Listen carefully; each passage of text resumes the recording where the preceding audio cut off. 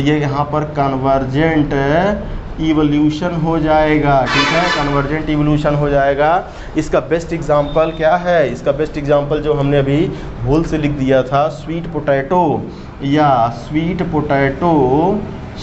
Potato and आपके generally potato, ठीक है। देखिए स्वीट पोटैटो दोनों स्टोर करने का काम करते हैं, यानी कि दोनों का फंक्शन क्या है?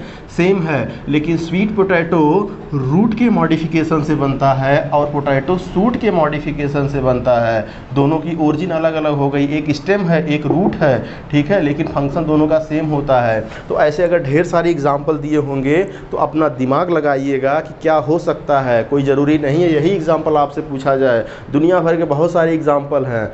जैसे हमारा हाथ है, ठीक है, जैसे हमारा, अब सपोज़ कीजिए हमने आपको क्या दे दिया, एग्जाम्पल दिया, ह्यूमन हैंड और टाइगर का फोर लिम्ब आपस में क्या है, ठीक है। हमको सपोज़ कि क्वेश्चन आता ही नहीं था, हम कैसे करेंगे? तो हम सोचेंगे कि ह्यूमन का जो फोर लिम्ब होता है वो भी, उसमें भी ह्यूमरस हड्डी पाई जाती है, ह्यूमरस पाया जाता है। टाइगर के फोर लिम्ब में भी ह्यूमरस हड्डी पाई जाती है, यानी कि ह्यूमरस इसमें भी। लेकिन ह्यूमन का हाथ क्या काम करता है? हम मार्कर पकड़ने का काम करता है, लिखने का काम करता है, खाने का काम करता है। लेकिन टाइगर के फोर लिम्ब जो होते हैं वो खाली और खाली दौड़ने के लिए काम करते हैं, यानी कि फंक्शन डिफरेंट लेकिन ओरिजिन सेम। तो फंक्शन डिफरेंट, ओरिजिन सेम, तो क्या हो गया? ये दोनों आपस में होमोलॉगी हो गया। बस सिंपल सी बात है, दिमाग लगाइए, खटाक से आंसर पाइए। होमोलॉगी का मतलब आप समझ ही गए होंगे। होमोलॉगी का मतलब डाइवर्जेंट इवोल्यूशन को दिखा रहा है, डाइवर्जेंट इवोल्यूशन को दिखा रहा है, राइट। तो ये था एनालॉगी और होमोलॉगी के बारे में। अब हम जरा आपको जल्दी से कनेक्टिंग लिंक बता दें, क्या किसके किसके बीच में कौन कौन कनेक्टिंग लिंक होता है। देखिए कनेक्टिंग लिंक की अगर हम बात करें, कनेक्टिंग लिंक का मतलब दो फाइलम को जोड़ने वाले ऐसे आपके एनिमल जो दो फाइलम के, उनके दो फाइलम के लक्षण होते हैं। तो सबसे पहले कनेक्टिंग लिंक की हम बात करेंगे, नियोप्लाइना, ठीक है, एक ऑर्गेनिज्म होता है नियोप्लाइना। ये होता है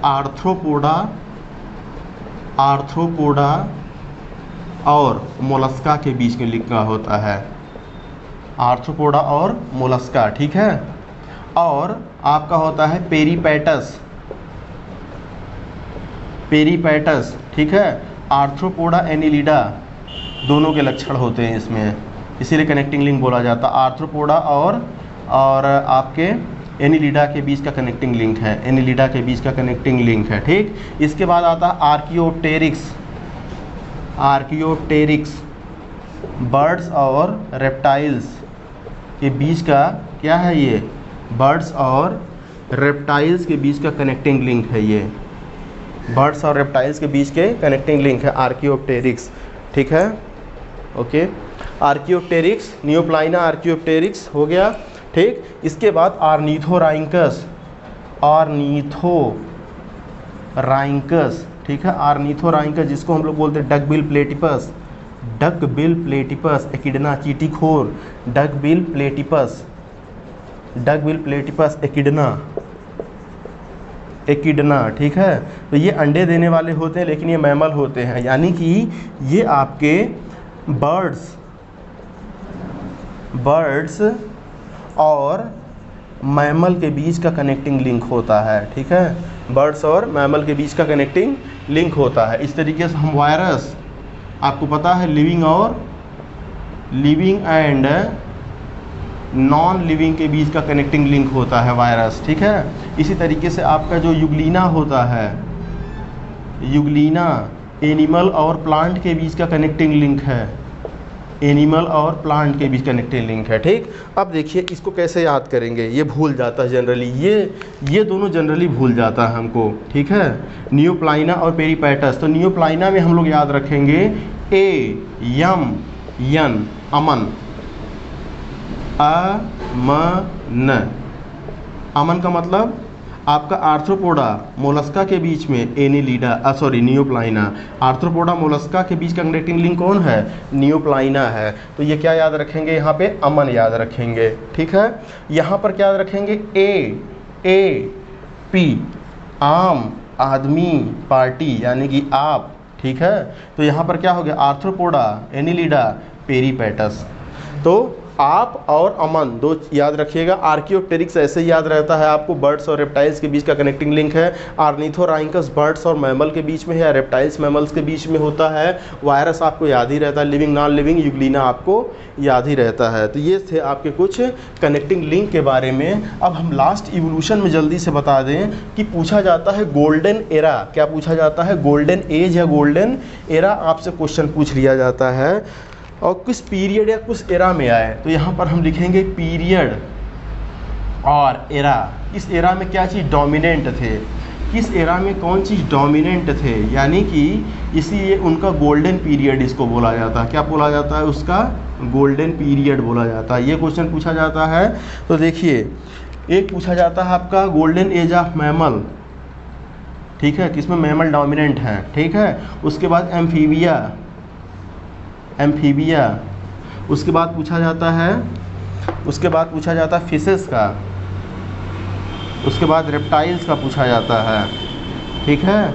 तो यहाँ पर हम लिखेंगे सीनोजोइक, सीनोजोइक एरा, ठीक है, सीनोजोइक। कार्बोनीफेरस पीरियड,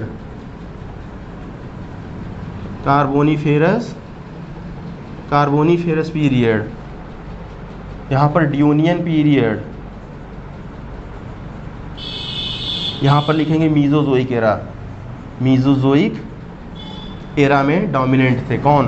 तो मैमल का गोल्डन एज कौन सा, सीनोजोइक एरा। एम्फीबिया का गोल्डन कार्बोनीफेरस पीरियड, फिशेस का डियोनियन पीरियड, रेप्टाइल्स का गोल्डन एज मीजोजोइक एरा, ठीक है। अब इसको याद कैसे करेंगे, सीनो कार्बो डियो मीजो, इधर लिखिए सीनो, ठीक है, इधर लिखेंगे हम लोग सीनो, सीनो ऐसे हिंदी में लिख लीजिए, सीनो कार्बो डियो मीजो, सीनो कार्बो डियो मीजो, सीनो कार्बो डियो मीजो, सीनो कार्बो डियो मीजो। इसके नीचे लिखेंगे माफर, MAFR, यानी कि सीनोजोइक में मैमल, कार्बोनीफेरस में एम्फीबिया, डियोनियन में, डियो का मतलब डियोनियन, ठीक है, फिशेज, और मीजो में आपके मीजोजोइक एरा में रेप्टाइल्स, ठीक है। तो ये आपका हो गया सीनो कार्बो डियो मीजो, ओके। तो ये पूरा आपका हो गया एक तरीके से ख़त्म जेनेटिक्स, ठीक है। अब हम जो है 15 तारीख को यानी कि कल जो है हम पूरा सिलेबस कवर करने की कोशिश करेंगे, ठीक है। अच्छा, थोड़ा सा जल्दी से बता दें, होमोलागस नॉन होमोलागस क्रोमोसोम क्या होते हैं, कुछ लोग पूछ रहे थे। तो ये देखिए, जो क्रोमोसोम होते हैं बाबू, ये क्रोमोसोम है, ये क्या है, क्रोमोसोम है। क्रोमोसोम का हमारे अंदर 23 सेट पाया जाता है। क्या पाया जाता है, 23 सेट पाया जाता है। ये देखिए, ठीक, 23 सेट, और एक एक सेट आपस में रहते हैं। तो ये जो 2 सेट आपस में रहते हैं, एक मेल से आया एक फीमेल से आया है, इसको हम लोग बोलते हैं होमोलागस क्रोमोसोम। क्या बोलते हैं, होमोलागस क्रोमोसोम बोलते हैं, इसको भी होमोलागस क्रोमोसोम बोलते हैं, ठीक। अब एक क्रोमोसोम के, ये देखिए, ये एक क्रोमोसोम है, अगर इसको बीच से काट दिया जाए, ठीक है, बीच से काट देंगे तो इधर वाला एक क्रोमेटिड कहलाता है। क्या कहलाता है, इधर वाला एक क्रोमेटिड कहलाता है, इधर वाला एक क्रोमेटिड कहलाता है। और ये क्रोमेटिड एक ही क्रोमोसोम के जो दोनों क्रोमेटिड आपस में होते हैं उनको बोलते हैं सिस्टर क्रोमेटिड। क्या बोलते हैं इसको, सिस्टर क्रोमेटिड। तो एक क्रोमेटिड, एक क्रोमोसोम में 2 क्रोमेटिड होते हैं और दोनों क्रोमेटिड आपस सिस्टर क्रोमेटिड। अब देखिए, ए भी सिस्टर आपस में क्रोमेटिड है, ए भी सिस्टर क्रोमेटिड है, लेकिन ये दोनों आपस में क्या है बताइए, ए भी आपके नॉन सिस्टर क्रोमेटिड हो गए, ठीक है, अलग अलग क्रोमोसोम हो गया ना, लेकिन नॉन सिस्टर क्रोमेटिड हैं, लेकिन किसके, होमोलागस क्रोमोसोम के, ठीक। अब बताइए, ये दोनों आपस में क्या, सिस्टर, ये दोनों सिस्टर, लेकिन ये दोनों नॉन सिस्टर लेकिन होमोलागस के। लेकिन ये दोनों क्या होंगे आपस में, ये दोनों भी नॉन सिस्टर हैं लेकिन आपस में होमोलागस भी नहीं है। तो non sister non homologous chromosome इसको बोलेंगे, ठीक है, ओके। तो ये हम आपका साइटोलॉजी कल जो है आपको पूरा देने की कोशिश करेंगे, पूरा रिवीजन कल मस्त एकदम किया जाएगा। 15 तारीख को मैं यानी कि कल जो है आपको पूरा नोट्स देने की कोशिश करूंगा, यहीं बोर्ड पे रिकॉर्डेड वीडियो, आप लोग उसको अच्छे से पढ़ के जाइएगा। 17 तारीख को हिट करके आइएगा और फिर हम लोग 18 तारीख से 1 बाय 1 चैप्टर GIC DSSB और आपके आश्रम पद्धति एक्सेट्रा के लिए डिटेल में पढ़ेंगे एकदम। रोज़ हम हम आधे आधे घंटे का वीडियो, 1-1 घंटे का वीडियो आप लोग डालेंगे। हमारा पूरा सपोर्ट कीजिए, सब कुछ यहाँ पर फ्री है बाबू आपके लिए, क्योंकि हमें पता है कि जब जेब में पैसे नहीं होते हैं ना तो कितना स्ट्रगल करना पड़ता है, हमको भी पता है। तो हम आपको नोट्स, वीडियो सब कुछ इसी तरीके से भेजते रहेंगे। बस आप हमारे साथ न्यूक्लियस होम एकेडमी पर बने रहिए। ये एक शिक्षा का एक अनोखा मुहिम है जो हमने चलाया है, इकोनॉमी फ्री एजुकेशन, यानी कि यहाँ पर कोई भी आपको पैसा नहीं देना है, खाली आपको स्ट्रगल करना हमारे साथ, ठीक है भाई। कुछ पाने के लिए कुछ स्ट्रगल करना पड़ेगा, सैक्रिफाइस करना पड़ेगा। ये नहीं कि आप बगल में जो है जाके मछली भी मार लीजिए, बगल में जो है आप चारा भी काट लाइए, 4 घंटा उसी में बिताइए, ठीक है। तो आपको 1 या 2 महीने आपको पूरा फोकस करना पड़ेगा आपके अपने जो है शेड्यूल पर, अपने जो है अपने लिए कीजिए ना। उसके बाद तो आपके पास टाइम ही टाइम है भाई। अगर 1 महीना संघर्ष करके हम लोग 100 साल तक खूब ऐसा आराम से जी सकते हैं तो भाई क्या दिक्कत है 1 महीने में। देखिए प्रॉब्लम ये है ना, हमको भी पता है, आपको भी पता है कि हम 1 महीना मेहनत कर लेंगे तो हम सक्सेस हो जाएंगे, लेकिन हम लोग करते नहीं हैं। पता सब होता है लेकिन हम लोग करते नहीं हैं। तो देखिए मेघनाद ने भी लास्ट में हार नहीं माना था, जबकि वो प्रभु श्री रामचंद्र जी से लड़ने जा रहा था। वो बोला था कि प्रेयसी दो अंतिम बार विदा, ये सेवक ऋणी तुम्हारा है, तुम भी जानो मैं भी जानो, ये अंतिम मिलन हमारा है। तो उसने सुलोचना से ये बात कह के गया था कि अंतिम बार हमको विदाई दो, मैं श्री रामचंद्र जी से लड़ने जा रहा हूँ, ठीक। तो प्रेयसी दो अंतिम बार विदा, ये अंतिम मिलन हमारा है, ठीक है।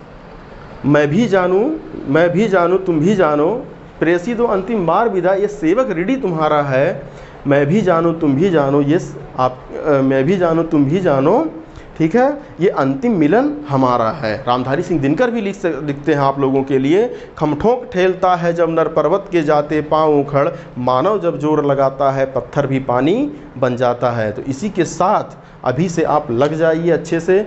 हम चाहते हैं सबका सिलेक्शन हो, इसी में हमारी खुशी है। हम आपके घर आएंगे, देखिए सिलेक्शन के बाद ज़रूर मिठाई खाने आएंगे। Okay, thank you, bye bye.